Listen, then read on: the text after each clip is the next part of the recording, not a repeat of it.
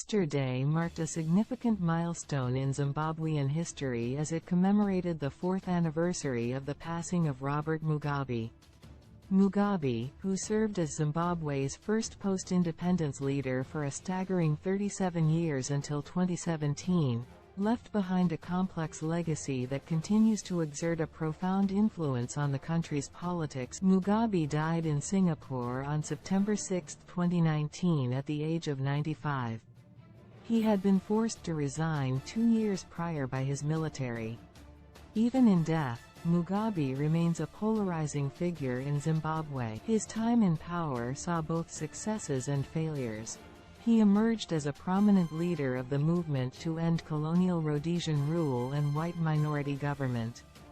Under his leadership, Zimbabwe gained independence in 1980 after a protracted liberation struggle. However, Mugabe's later years in office became defined by dictatorial behavior, according to critics. He relentlessly cracked down on political opposition and solidified one-party dominance by ZANU-PF. Over time, democratic norms and institutions faded away. Economically, Mugabe's policies are blamed for the country's downturn. Hyperinflation reached astronomical levels in 2008 due to money printing, and foreign investment dried up due to political instability. The agricultural sector was particularly damaged by the fast-track land reforms starting in 2000. While the goal was to correct colonial land imbalances, implementation problems led to violent evictions of white commercial farmers.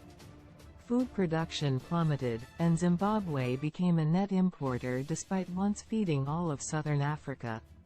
Widespread poverty and unemployment followed. Mugabe's supporters counter that decisive action was needed to redistribute land and empower the black majority population after decades of minority white ownership. They credit him for playing a leading anti-colonial role across Africa as well. The land reform debate taps into broader discussions around decolonization.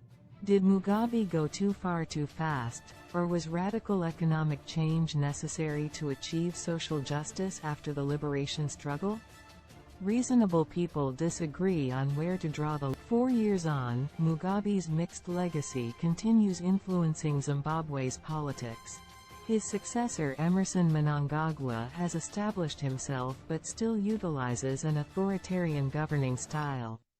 Ongoing economic crises also stem partly from Mugabe-era policies according to analysts. Alternately, others argue that Mnangagwa has merely refined the same repressive system without enacting real political reforms. Regardless of perspectives, Mugabe inarguably reshaped Zimbabwe and remains a towering figure in its post-colonial history. Debates around how to assess his 37-year rule will likely endure for decades more. As the nation pauses to remember the late leader, questions over his complex legacy persist. They are